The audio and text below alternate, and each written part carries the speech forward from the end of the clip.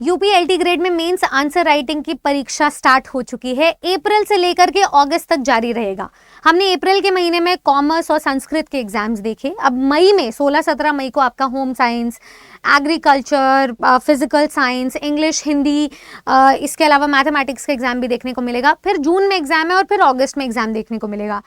इतने ज़्यादा ड्यूरेशन और डिस्टेंस पर एग्जाम इसलिए है क्योंकि ये मेंस आंसर राइटिंग की परीक्षा है। इसके आंसर राइटिंग के एनालिसिस में समय लगने वाला है।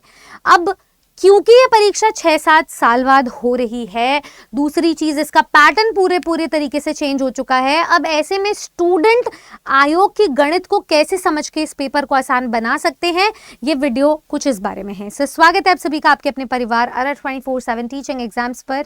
मेरा नाम निधि अरोरा है। अगर आप भी यूपी एलटी की मेन्स आंसर राइटिंग लिखने वाले हो मई, जून या अगस्त के महीने में, तो ये वीडियो बहुत ज्यादा महत्वपूर्ण है। थंबनेल पर लिखा हुआ है एक word is equals to 3 second. ये मेरी नहीं, आयोग की गणित है।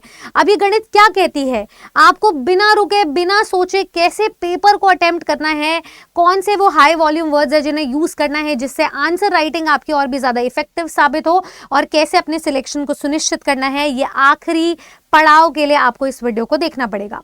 सबसे पहले मैं आपको बताती हूं, आयोग का गणित सब चाहता है कि आप इसके एग्जाम पैटर्न को एक बार फिर से देख लें अगर आप मिस आउट कर रहे हैं तो पैटर्न कुछ इस प्रकार है कि आपको पेपर में 20 क्वेश्चंस देखने को मिलेंगे।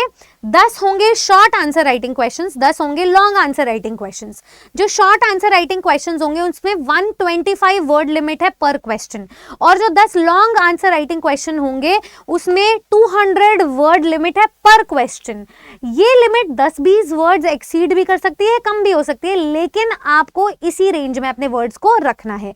जो शॉर्ट आंसर राइटिंग क्वेश्चंस होंगे उसमें एक क्वेश्चन 8 नंबर का है, जो लॉन्ग आंसर राइटिंग क्वेश्चंस होंगे उसमें एक क्वेश्चन 10 नंबर का है, और पूरे पेपर में आपको समय दिया जाएगा 3 घंटे का, which is equal to 10,800 seconds. अब 10,800 सेकेंड्स में आपको एक सेकेंड में कितने वर्ड को अटेम्प्ट करना है, इसकी गणित को आपको समझना बहुत ज्यादा जरूरी है। देखिए, सबसे पहले तो आपका जो शॉर्ट आंसर राइटिंग क्वेश्चन है उसकी बात करते हैं। एक क्वेश्चन आपका 125 वर्ड्स का है, तो 10 क्वेश्चंस आपके 1250 वर्ड्स के हो जाएंगे। वैसे ही लॉन्ग आंसर राइटिंग में एक आपके 10 क्वेश्चंस 2000 वर्ड्स के हो जाएंगे। तो 20 क्वेश्चंस और साथ में ये जितने भी वर्ड्स अगर आप इनको कैलकुलेट करोगे तो टोटल वर्ड्स आपके 3250 हो जाएंगे। टाइम दिया हुआ है 10,800 सेकेंड का। इसका मतलब एक वर्ड आपको 3 सेकेंड में अटेम्प्ट करना होगा। ये साधारण गणित है। इसमें आपको क्वेश्चन पढ़ना भी है, इसमें आपको समय भी लेना है सोचने का, और उसमें आपको लिखना भी है। तो अगर कोई स्टूडेंट ये सोच ले कि मुझे जो आता है पहले मैं वो अटेम्प्ट कर लेता हूं, तो बाद के बाद में आपका कोई ना कोई क्वेश्चन तो छूटेगा ही छूटेगा। आपको अपनी स्पीड को निरंतर रखना है थ्रू आउट। आपको सवाल आता है नहीं आता है, सोचने में कितना समय चाहिए कितना नहीं चाहिए, वो आपको मैनेज करना है अपने सब्जेक्ट के अकॉर्डिंग। पर ये तभी हो पाएगा जब आप आंसर राइटिंग की प्रैक्टिस करोगे। अगर आंसर राइटिंग की प्रैक्टिस नहीं है तो केवल एमसीक्यू बेस्ड डिस्कशन और नॉलेज के बेसिस पे आप इस पेपर को नहीं क्लियर कर सकते, क्योंकि इस परीक्षा में वो नहीं जीतेगा जिसको सर्व ज्ञान है, जो सर्वव्यापी है। जीतेगा वही, या सिलेक्शन उसी का होगा जिसको पेपर अटेम्प्ट करना आता है। मान लो मैं एक वर्ड लिखती हूं द, स्पीड से लिखूंगी तो भी 2 सेकंड तो मेरे कहीं नहीं गए, 1.5 से 2 सेकंड ये एक लौता छोटा सा वर्ड खाएगा ही खाएगा। आपके सब्जेक्ट्स में लंबी बड़ी टर्म्स होंगी, बड़े बड़े फॉर्मूले होंगे, कॉन्सेप्ट्स होंगे, आपको उसके अकॉर्डिंग मैनेज करना पड़ेगा। थ्रू आउट द पेपर आपका हाथ रुक नहीं सकता। हो सकता है कि आपका हाथ दर्द भी करने लग जाए, पर आपको इस पेपर में रुकना नहीं है, वरना पेपर छूट जाएगा। एक क्वेश्चन, एक वर्ड अगर 3 सेकेंड में आपको दिया जा रहा है तो ये बहुत ही ज्यादा कम समय है। आपको पेपर को बहुत जुडिशियसली फोकस करना है और लिख कर आना है। तो ये तो रही वर्ड लिमिट। मान लो जो हमारा या आपका जो एलटी ग्रेड का पेपर है आपके सब्जेक्ट का, लॉन्ग आंसर फॉर्मेट में सवाल आए ही ना। जैसे अभी हम इस साल पैटर्न देख रहे हैं केवीएस, एनवीएस, सीएमआरएस का, इन्होंने 1 लाइनर क्वेश्चंस भी दिए हैं, 2 नंबर के क्वेश्चंस भी दिए हैं।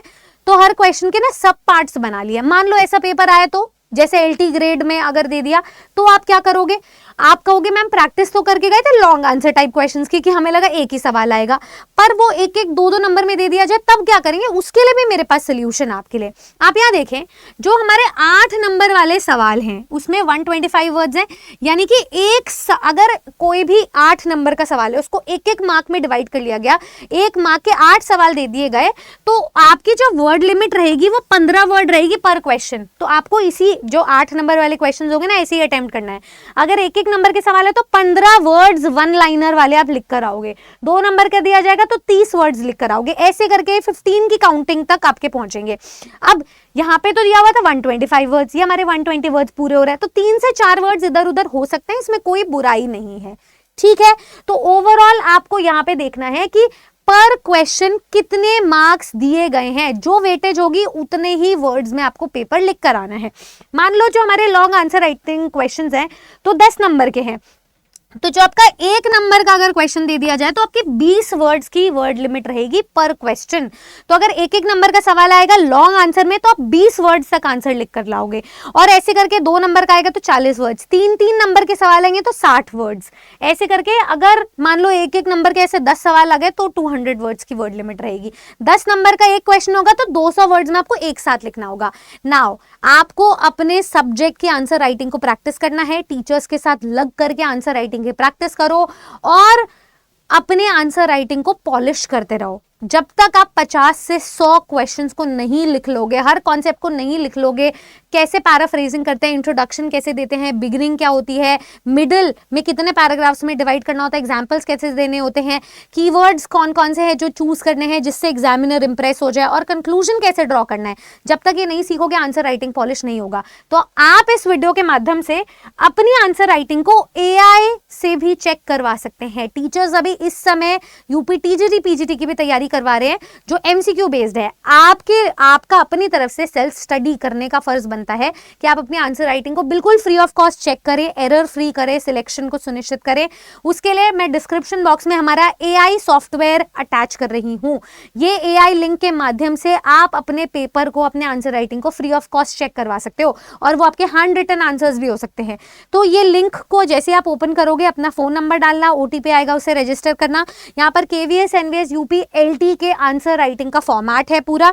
आप यहाँ नीचे जाइए, जो भी आपका पेपर है, मान लो आपका UP LT इंग्लिश का पेपर है तो आप इसके आंसर राइटिंग पे जाएंगे, कितने क्रेडिट्स अवेलेबल है वो गिवन है, कितने इवैल्यूएशन हो चुके हैं, 60 क्वेश्चंस आपको दिए जा रहे हैं, तो 60 क्वेश्चंस की आप प्रैक्टिस करें। यहाँ देखो लिटरेचर का क्वेश्चन है, लिटरेचर का क्वेश्चन है, 8 मार्क्स दिया हुआ है, तो ऐसे करके आप अपने आंसर्स को लिखिए और सबमिट कीजिए। हर दिन आपको कम से कम नहीं तो 5 से 10 आंसर राइटिंग करना है, तब जा करके आप अपने आंसर राइटिंग के लिए प्रिपेयर हो पाओगे। तो मुझे बताइएगा ये सॉफ्टवेयर आपको कैसा लगा, आप इसको जरूर यूज कीजिए, बिल्कुल फ्री ऑफ कॉस्ट है, और अपने सिलेक्शन को सुनिश्चित कीजिए। बाकी आप कौन से सब्जेक्ट से LT का मेंस लिखने जा रहे हैं मुझे कमेंट करके बताइए। जुड़े रहें ARA 24/7 टीचिंग एग्जाम्स पर, जहां पर आपको मिलता है किसी भी एग्जाम के आवेदन से लेकर के चयन तक का वन स्टॉप सॉल्यूशन।